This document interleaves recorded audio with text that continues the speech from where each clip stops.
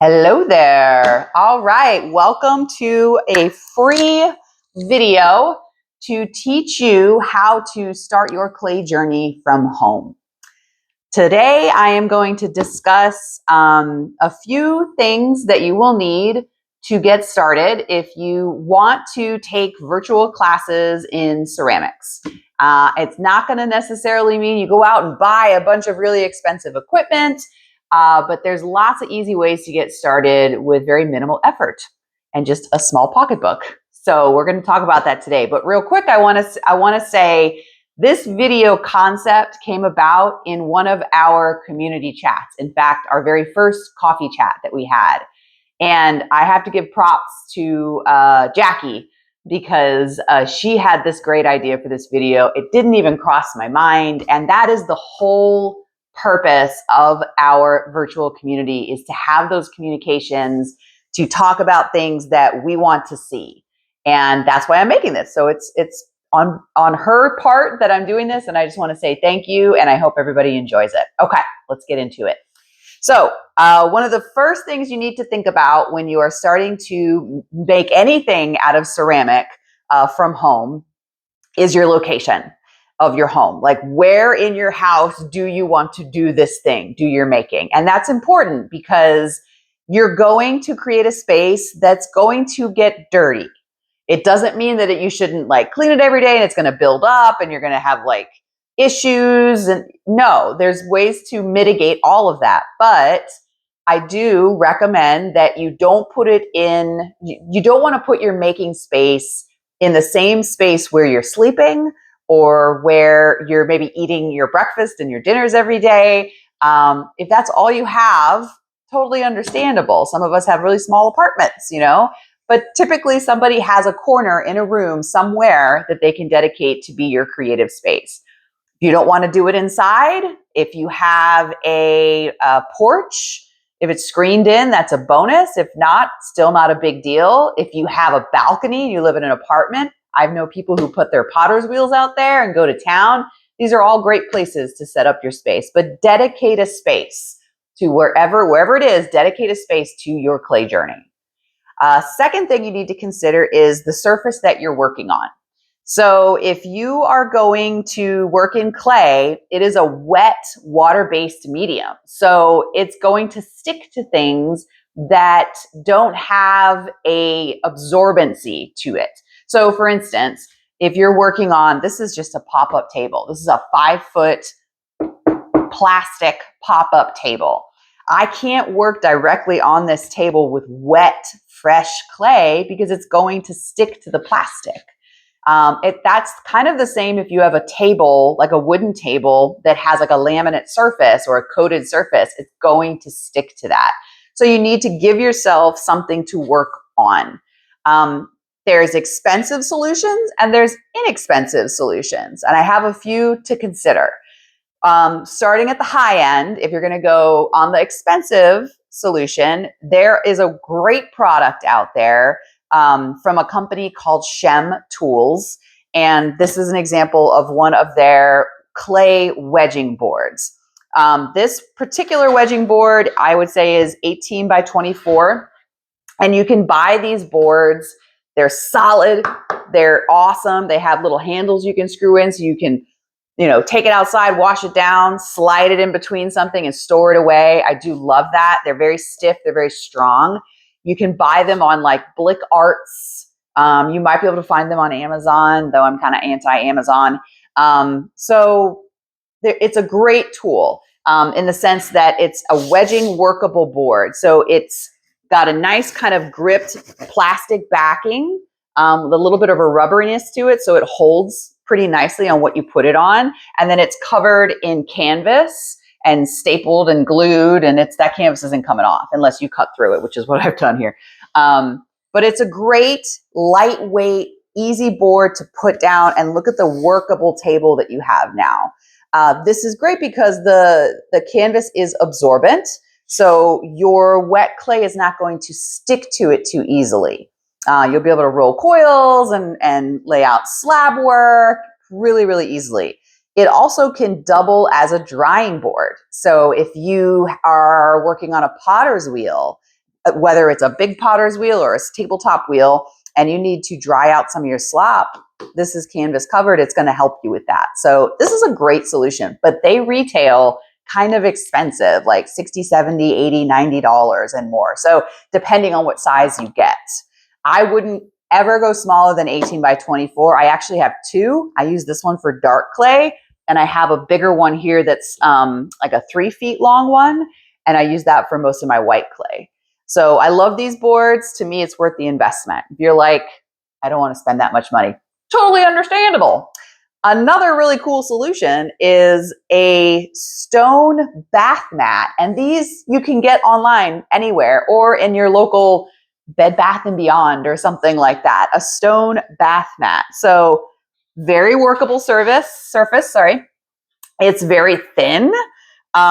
It's made of a particular kind of stone that heavily absorbs water. So that's kind of awesome because if you're working with slab, putting a slab on this, waiting about 20 minutes, that slab's going to be pretty stiff. This is the kind of stuff when you walk out of your shower and you put your feet on it and it sucks up all the moisture dripping off your body. That's what I'm talking about. These are a lot cheaper than the Shem boards here. These can maybe run you 20 or 30 bucks tops. It's great. What I like about it, it's easy to clean. You can wipe it down. It's super thin, so you can pick it up and store it away just like the Shem board. It's made to dry, so it's also doubling as a recycling table. I bought one specifically for slab work because I'm impatient and I like my slabs to dry quickly. But this is a great alternative and so much cheaper. You're like, well, I really don't want to do any of that either, Deb. I get it. So another thing you could do is lay a towel down. Dedicate a towel or a sheet of canvas or something to your clay that you'll be able to wash. You can take it outside, you can hose it down, and then you can throw it in your washer. You don't want to put like a heavily coated clay, towel right in your washer. That's not good for your washer. I'm not promoting that. But you can hose it down outside pretty easily. Something with minimal tooth to it. If you're going to do a fabric, that's why like stretched canvas is great because it's got just the tiniest bit of tooth to it. It's not gonna, the clay isn't gonna like soak into all the little baby fibers, but don't work on glass. Don't work on plastic. A wood table obviously is great as long as it's not laminated or coated with anything to seal it.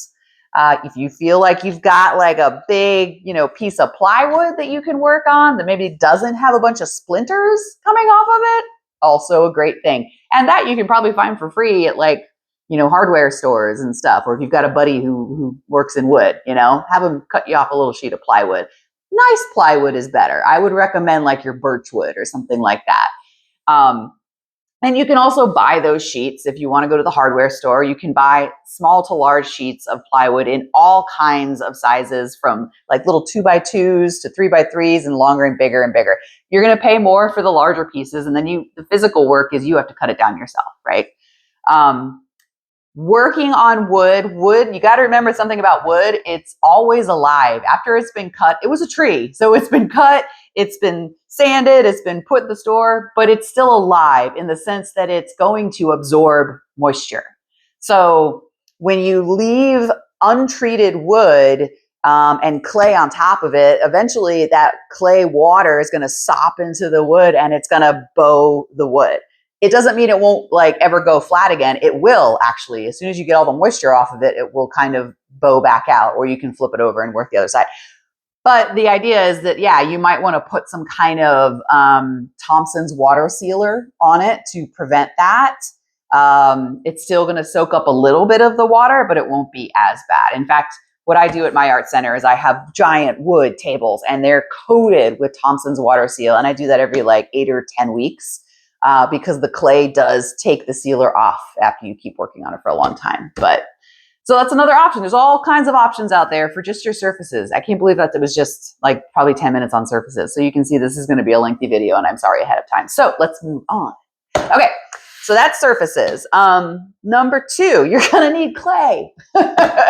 Where you get your clay is completely up to you. But I got to tell you this, if you are not going to invest in a kiln and you are going to look for places that will fire for you, the type of clay is going to matter to a lot of these people and a lot of these centers. For us in particular, we are located in Stafford, Virginia, and we only fire clays that go to cone 6. So if you are purchasing clay online and you don't understand, what a cone is or what they mean by like 06 and 6 and 7 and 10 and all of that, maybe get on this community chat and ask some more questions before you go purchasing your clay. We sell it at the art center. So, but you can buy through clay suppliers, which is what I always recommend. Please do not get your clay through Amazon or some third-party seller. Most of the people that are making your clays, like good quality clay, they're small businesses. They're not massive businesses with hundreds and thousands of employees, and they're not corporate. They're small. They were started by a dude and his wife, and they worked and they toiled, and then they hired their friends, and it became this family-owned business. A lot of clay businesses are like that. That's how they're built. So support small and start to work with, the clay companies that are close to your region if you can. We get our clay from Standard Clay Company, which is not that far. It's like Pittsburgh. It's Pennsylvania. And I love all of their clays. They have all kinds of varieties that they've been mining and creating, and I definitely recommend them. But go through a clay supplier. So look up your clay supplier in your local community and find a good one, and that's where you want to order your clay. The second thing you want to think about when you're ordering your clay is, it's not only like what it's firing to, but if you're working with a dark clay, like a black clay or brown clay or a red clay, it's going to tend to stain a lot of things that you work on. You just got to be prepared for that. White clays, they're a little easier to clean up, mainly because you just don't see the color. But that's another thing to think about in terms of your room and your space that you're dedicating in your own home to work with your clay. Okay. You're going to need to think about how to, keep your clay in your house and how to store it properly. You do not put this kind of clay outside. It cannot live in your shed. It cannot live in your car. It needs to be in a kind of humidity controlled environment. So I'm in a split level house. My studio is on the bottom and this is controlled. I have heating and I have AC. It's humidity controlled. So my clay keeps pretty well down here. I would never put it outside. I'm in Virginia. It's hot. It would dry out and become a brick. And then I'd have to spend a lot of time reconstituting it. And because there's so much water in it, in a cold season, it's going to freeze. And that's also going to be a brick. And then you have to try to defrost it. So consider where you're going to store your clay. All of the clay that you buy is going to be in a bag like this, right? It's going to be usually a 25-pound bag, unless you're buying from like Amico. For some reason, they do 20 pounds, which annoys the crap out of me. But yeah, like this, 25-pound bag. It's great plastic. Save your plastic. You're going to need it. Great plastic usually has a rubber band around it. You're going to want to make sure when you're storing your clay, if it is not in use, don't leave it open, because again, it's got so much moisture and water in it. If you leave it open, that will evaporate and it will become hard. So twist it up, use a rubber band, or get it really tightly sealed when you go to store it later, wherever you happen to be storing it. When you start making your projects, you're going to have little bits of clay, no matter how clean you try to be. They're going to get on the floor. They're going to get all over your board and your working surface. So you want to save what you can and let go of what you can't. So you're going to need some buckets. How many buckets and how much you want to put into this is completely up to you. If you just want to make things and not recycle your clay and let the rest of it go away, do it. It's okay. Clay is relatively inexpensive unless you go for like the really pricey porcelain and stuff, which I don't recommend if you're a beginner. So you can do what you need to do to feel good about what you're making, but have some buckets available. These suckers right here, you can get at your local hardware store. These are 5-quart pails, And they're great. They got a little handle on them. They're sturdy. Most ceramic studios in our country will have these in just numerous supply.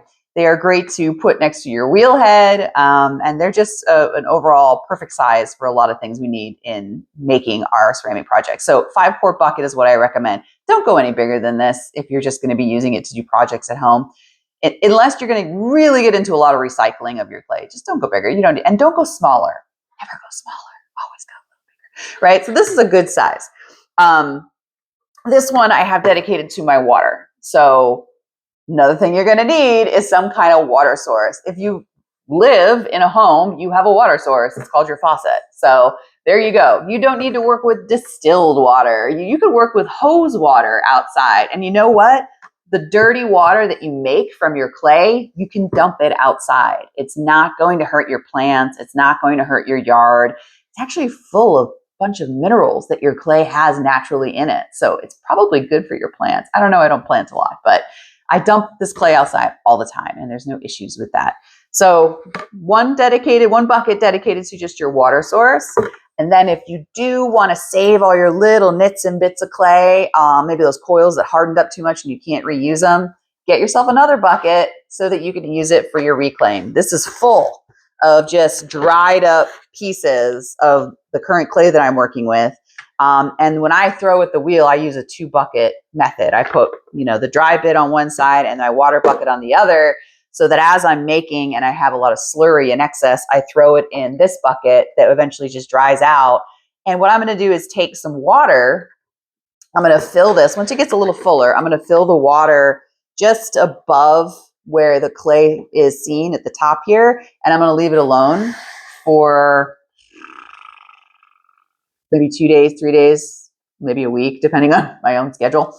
And then I'm going to mix it up and I'm going to throw it onto a table that will suck the water back out of it. I'm going to wedge it up and I'm going to use it again. So there's ways to keep using your clay. You can get a lot of traction out of one 25-pound bag of clay if you do it smartly. One thing to note, this does create dust. So if you're going to do this, consider the fact that crumbling up, every time you do this and you take bits and you crumble it up, you are putting dust particles in the air. You can't see it. It's happening. And it's probably, you're not even seeing the little bits that are going, pew, pew, pew, pew, pew. That happens too. So that means you're going to have to clean up after yourself. We'll talk about that in a second. But basic necessities: good working table, good working surface, physical clay, buckets, water source, and then of course you're going to need tools. You're going to need some clay tools.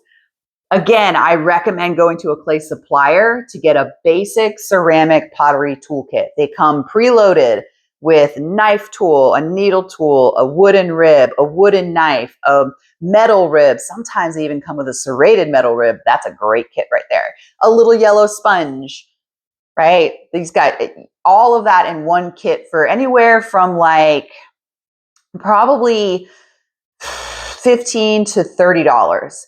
Depending on how many pieces of tools you're getting in that kit. Don't get generic pottery kit found on Amazon, because you're going to get in that generic pottery kit a whole ton of sculpting tools that you'll never use unless your whole deal is just making sculpture. Then that's probably a good investment.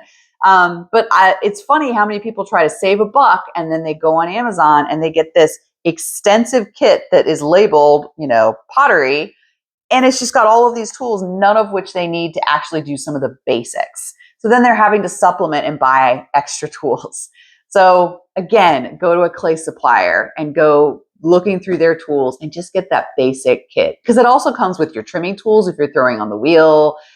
Sometimes like a metal knife, which is great for cutting your slabs. It's kind of an all-around kit for anything that you need to do in hand building and throwing. And then when you're getting like prolific and you're like, all right, I'm going to venture out, go ahead and get your sculpting tools and all the other stuff you want. It's so easy to spend a lot of money on tools, and tools are expensive. So just think about that.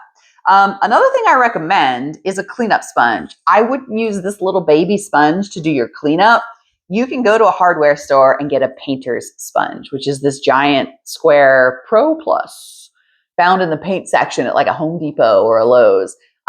Super absorbent. It's made of the exact same material. It's just larger, tougher, thicker. We clean up paint with it. Getting this wet and wiping down your space will be so much easier than getting this wet and going like this, So get yourself a good sponge to use. Another thing you want to think about, you're going to be filling your bucket with water when you go to use your clay. You always want to have a little bit of water. Doesn't mean it's got to be full to the rim. But you never dump that water down your sink. Don't you dare. Don't you dare. Okay. The reason you don't want to do that is because clay settles. So if you were to fill this with some of your slop, or not even, like if you were just working and hand building and cleaning your tools in it, you give it a day, leaving it there, you will find a layer of clay at the bottom and then water on the top. Cool trick, you can siphon that water off the top and reuse it because it's still good water. It's just got a little bit of clay particle in it. The stuff at the bottom, though, you need to dump that outside or dump that stuff at the bottom into another bucket so that you can recycle it and use it again. So you have two choices there. It's probably easier if you're just getting started, just dump it outside. Find a little hole somewhere and just bloop, a little bit of clay. It won't be much. But never put it down your sink. You're going to ruin your pipes, and then your plumber's going to hit you with a big old fat bill, and that's not going to be fun for anybody. So I feel like that's the bulk of it. Toolkit, clay source, right? Buckets, sponges, work surface, something comfortable to sit on, unless you're a stander. I usually like to stand when I work. Some bonus things that you might want to consider if you know you're going to be doing a lot of hand building. A turntable. This guy here is a big one. You don't need to go this big. This guy is quite large, but it's great because I can put the object that I'm working on it, and I can just turn the wheel when I'm going to work another side of it. That's important when your work is getting a little bit more fragile or larger or thicker or thinner, anything. Because if you keep touching the work, you're going to bend the work in areas that you didn't want to do that. By leaving it on a surface that you can move, it makes life a little easier. You're not touching it as often, so you can be more careful with your refining and your precision. Turntables, dime a dozen. You could go to like an IKEA and just get a Lazy Susan. And honestly, it would work just fine. This is one from a clay supplier. What I like about these particular kind of turntables, they make them super tiny. They make them about mid-size, and they make these giant guys, and they make them even bigger, I think. But it's laminate on this side, and it's laminate on the other side. So it's actually double-sided like that. So I could work, if I wanted to, like this could be my dark clay side and that could be my light clay side. You're washing it, so it's pretty easy to clean. It is protected, and wet clay will stick to it. So I would still work on something on this and turn it around. I wouldn't work directly on if it's a laminate like turntable. There are, and I don't have one in front of me, but there are other like metal versions. There are really expensive versions too. They're like $200 or $300. These might run you $50. Lazy Susan at IKEA might run you $20, right? So something along the lines that's going to be easy for you to turn. And you can put even just a board on top of this, a wooden board, a drywall piece of board, something like that, something you can work on instead of working directly onto this. If you really are crazy, you can go ahead and put this board that you want to work on right on top of these as well. And that whole thing will turn. Just give yourself some space there. So yeah, turntable is definitely like a bonus. And if you know you're going to be doing quite a bit of like slab, or you really want to understand slab and get into that and work with molds and platters and things like that, maybe getting yourself a rolling pin would be a bonus gift, or these are all things you could put on your Christmas list. So rolling pins, they're all over the map as well when it comes to sizing and pricing. A really great one for beginners is this guy here. This is a rolling pin from a company called Joseph. What's cool about it is that it's actually got a ruler embedded into the rolling pin, which is nice for measuring. And then it's got these unscrewable ends. You take this off, you unscrew it, And each of these dies is a thickness in terms of, height from where the clay meets the rolling pin. So if I take like this off, this is 6 millimeters, which is a 1/4 inch. If I take this off, when I use this rolling pin, I have the 2 orange dies on. It's going to roll my clay to the 1/6 of an inch, or 4 millimeters, right? Or I can do the 1/4, or I can do a 3/8, right? You can vary your depth of your slab using this thing, which is really cool. And then you just screw it back on. Get it nice and tight, lay your slab down, and go to town. And that way, you'll never squish it too thin in one area or leave it too thick in another area. So this is a great tool. And I use this a lot for like slam wedging as well, which is another video on our community. So yeah, that's another kind of bonus tool I would get. And there's obviously, I got lots of tools. I've been doing this for 20 plus years, but I think that covers kind of the basics of what you need to get started to start your clay journey at home. Cleanup is another thing altogether, but I feel like this video is kind of on the long side, so I'm going to stop it here. And maybe I'll make another video if you guys want, just about cleaning up your space. But yeah, hopefully you guys found that useful. And if you're ready to get started in making, man, this is going to be fun. And I am always into hearing ideas from you about other things that I can make videos for.